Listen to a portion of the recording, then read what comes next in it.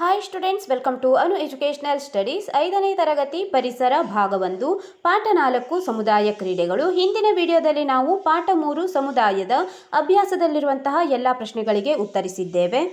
ಈ ವಿಡಿಯೋದಲ್ಲಿ ಪಾಠ 4 ಸಮುದಾಯ ಕ್ರೀಡೆಗಳು ಇದರಲ್ಲಿರುವಂತಹ ಎಲ್ಲ ಪ್ರಶ್ನೆಗಳಿಗೆ ಉತ್ತರಿಸೋಣ. ನೋಡಿ, ಕ್ರೀಡೆಗಳು ಸಮುದಾಯದಿಂದಲೇ ಹುಟ್ಟಿಕೊಂಡಿವೆ. ತಮ್ಮ ಬಿಡುವಿನ ಸಮಯವನ್ನು ಕಳೆಯಲು ಜನರು ಕಂಡುಕೊಂಡ ಒಂದು ಮಾರ್ಗ ಕ್ರೀಡೆ. ಕ್ರೀಡೆಗಳು ಸಮುದಾಯದಲ್ಲಿನ ವ್ಯಕ್ತಿಗಳ ಸಂಬಂಧವನ್ನು ಹೆಚ್ಚಿಸುತ್ತವೆ. ಇಲ್ಲಿ ಕ್ರೀಡೆಗಳ ಬಗ್ಗೆ ನಿಮಗೆ ಸವಿವರವಾಗಿ ಕೊಡಲಾಗಿದೆ. ನಂತರ ನೋಡಿ, ಈ ಪಾಠವನ್ನು ಕಲಿತ ನಂತರ ನೀವು ಏನೇನನ್ನು ಕಲಿಯುತ್ತೀರಿ ಎಂದು ಕೊಟ್ಟಿದ್ದಾರೆ. ಭಾನುವಾರ ಶಾಲೆಗೆ ರಜೆ, ನಿನಗೆ ರಜೆಯ ಸಡಗರ. ರಜೆಯ ಸಮಯವನ್ನು ನೀನು ಹೇಗೆ ಕಳೆಯುವೆ, ಏನೇನು ಮಾಡುವೆ ಇಲ್ಲಿ ಬರೆ ಎಂದು ಕೊಟ್ಟಿದ್ದಾರೆ. ನೀವು ಭಾನುವಾರ ರಜೆಯನ್ನು ಹೇಗೆ ಕಳೆಯುತ್ತೀರಿ ಎಂದು ಇಲ್ಲಿ ಬರೆಯಬೇಕು. ನಾವು ಇಲ್ಲಿ ಉದಾಹರಣೆಯಾಗಿ ಒಂದಿಷ್ಟು ಸಾಲುಗಳನ್ನು ಬರೆದಿದ್ದೇವೆ. ನೋಡಿ, ಪ್ರತಿದಿನದಂತೆ ಮುಂಜಾನೆ ಬೇಗ ಏಳದೆ ತಡವಾಗಿ ಏಳುತ್ತೇನೆ. ಎಲ್ಲರ ಜೊತೆಗೆ ತಿಂಡಿಯನ್ನು ತಿನ್ನುವೆ. ಮನೆಯಲ್ಲಿ ಅಮ್ಮನಿಗೆ ಕೆಲಸದಲ್ಲಿ ಸಹಾಯ ಮಾಡುವೆ. ಅಕ್ಕಪಕ್ಕದ ಸ್ನೇಹಿತರೊಂದಿಗೆ ಆಟ ಆಡುವೆ. ಅಪ್ಪನ ಜೊತೆಗೆ ಮಾರುಕಟ್ಟೆಗೆ ಹೋಗಿ ತರಕಾರಿ ತರುವೆ.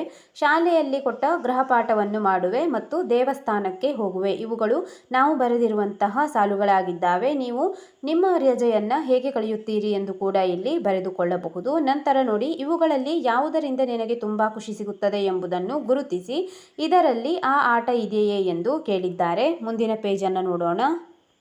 ಹಾಗಾದರೆ ಇಲ್ಲಿ ನೀಡಿರುವ ಪಟ್ಟಿಯನ್ನು ಗಮನಿಸು. ಅದರಲ್ಲಿ ಆಟಗಳಿಂದಾಗುವ ಪ್ರಯೋಜನವನ್ನು ಆಯ್ದು ಬರೆ. ಇಲ್ಲಿ ಪಟ್ಟಿಯನ್ನು ನೋಡಿ, 3 ಕಾಲಂಗಳನ್ನು ಕೊಟ್ಟಿದ್ದಾರೆ. ಇದರಿಂದ ಆಟದಿಂದ ಆಗುವಂತಹ ಪ್ರಯೋಜನವನ್ನು ನಾವು ಆರಿಸಿ ಬರೆಯಬೇಕು. ಬರೆಯೋಣ. ಮೊದಲನೆಯದಾಗಿ ಸಂತೋಷ, ಮನೋರಂಜನೆ, ಸ್ಪರ್ಧಾ ಮನೋಭಾವ, ಬುದ್ಧಿಶಕ್ತಿ ಬೆಳವಣಿಗೆ, ಸಹಕಾರ, ಸ್ನೇಹ, ಜ್ಞಾನ, ದೈಹಿಕ ಕಸರತ್ತು, ಸೋಲು ಗೆಲುವು ಸಮನಾಗಿ ಸ್ವೀಕರಿಸುವ ಮನೋಭಾವ. ಇಲ್ಲಿ ನಾವು ಆಟಗಳಿಂದ ಆಗುವಂತಹ ಪ್ರಯೋಜನವನ್ನು ಆಯ್ದು ಬರೆದಿದ್ದೇವೆ. ಸರಿಯಾಗಿ ನೋಡಿ ಬರೆದುಕೊಳ್ಳಿ.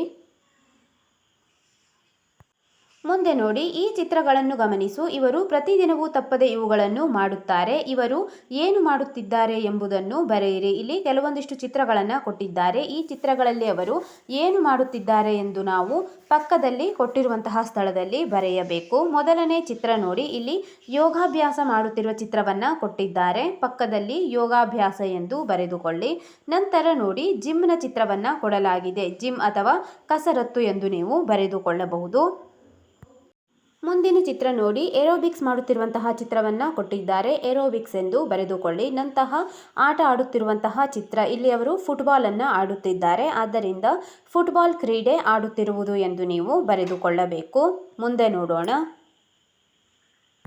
ಕ್ರೀಡೆಗಳಿಂದ ನಮಗೆ ಮಾತ್ರ ಪ್ರಯೋಜನವಾಗುವುದೇ ಎಂದು ಕೇಳುತ್ತಿದ್ದಾರೆ. ಇಲ್ಲಿ ದೇಶೀಯ ಮತ್ತು ಅಂತಾರಾಷ್ಟ್ರೀಯ ಕ್ರೀಡೆಗಳಿಂದ ದೇಶ ವಿದೇಶಗಳ ನಡುವೆ ಸ್ನೇಹ ಸೌಹಾರ್ದತೆ ಹೆಚ್ಚಿ ಪರಸ್ಪರ ಬಾಂಧವ್ಯ ಬೆಳೆದು ಸಂಬಂಧಗಳು ಉತ್ತಮಗೊಳ್ಳುತ್ತವೆ. ಕೆಲವು ಅಂತಾರಾಷ್ಟ್ರೀಯ ಕ್ರೀಡೆಗಳ ಹೆಸರನ್ನು ಬರೆಯಲು ಹೇಳಿದ್ದಾರೆ. ಈಗ ನಾವು ಬರೆಯೋಣ. ಕ್ರಿಕೆಟ್, ಹಾಕಿ, ಬ್ಯಾಡ್ಮಿಂಟನ್, ಚೆಸ್ ಮತ್ತು ವಾಲಿಬಾಲ್ ಇವುಗಳು ಕೆಲವೊಂದಿಷ್ಟು ಅಂತಾರಾಷ್ಟ್ರೀಯ ಕ್ರೀಡೆಗಳಲ್ಲಿ ನಾವು ಬರೆದಿರುವಂತಹ ಉದಾಹರಣೆಗಳಾಗಿದ್ದಾವೆ. ನಂತರ ನೋಡಿ, ಇಲ್ಲಿ ಕೊಟ್ಟಿರುವ ಜಾಗದಲ್ಲಿ ಭಾರತವು ಬೇರೆ ಬೇರೆ ದೇಶದೊಂದಿಗೆ ಆಡುತ್ತಿರುವ ಯಾವುದಾದರೂ ಒಂದು ಕ್ರೀಡೆಯ ಚಿತ್ರವನ್ನು ಅಂಟಿಸು. ನೀವು ಎಲ್ಲಾದರೂ ಹುಡುಕಿ ಭಾರತವು ಬೇರೆ ದೇಶದೊಂದಿಗೆ ಆಟವಾಡುತ್ತಿರುವಂತಹ ಯಾವುದಾದರೂ ಒಂದು ಚಿತ್ರವನ್ನು ತೆಗೆದು ಅಂಟಿಸಬೇಕು. ನೋಡಿ, ನಾವು ಇಲ್ಲಿ ಉದಾಹರಣೆಯಾಗಿ ಒಂದು ಚಿತ್ರವನ್ನು ಅಂಟಿಸಿ ತೋರಿಸಿದ್ದೇವೆ. ಇದು ನಾವು ಅಂಟಿಸಿರುವಂತಹ ಭಾರತದ ಕ್ರೀಡೆಯ ಚಿತ್ರವಾಗಿದೆ.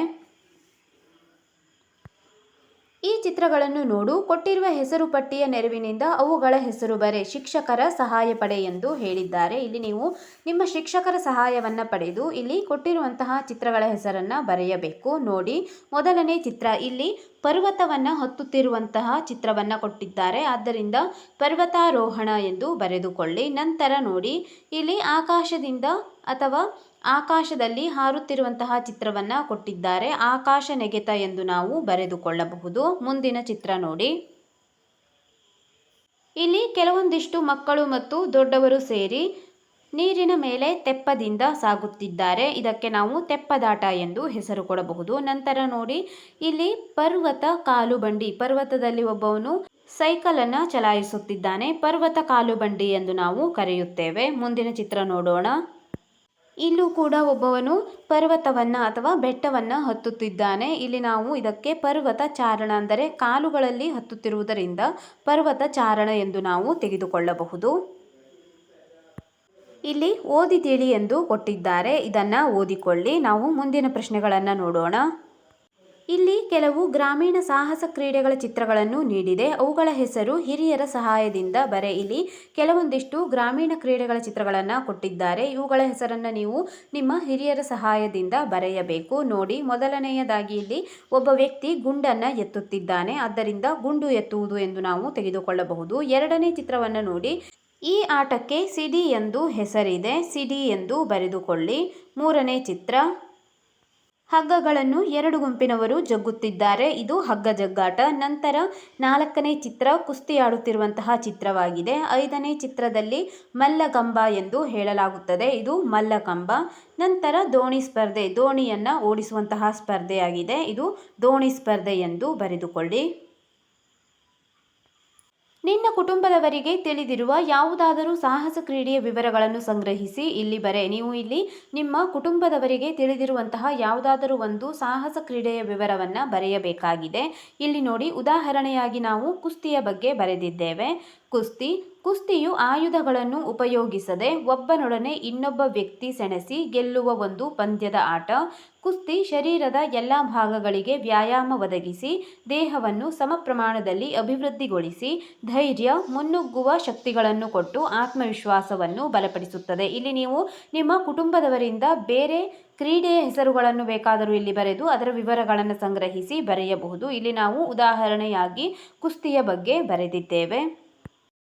ಈ ವಿಡಿಯೋದಲ್ಲಿ ನಾವು ಸಮುದಾಯ ಕ್ರೀಡೆಗಳು ಪಾಠದಲ್ಲಿರುವಂತಹ ಎಲ್ಲ ಪ್ರಶ್ನೆಗಳಿಗೆ ಉತ್ತರಿಸಿದ್ದೇವೆ.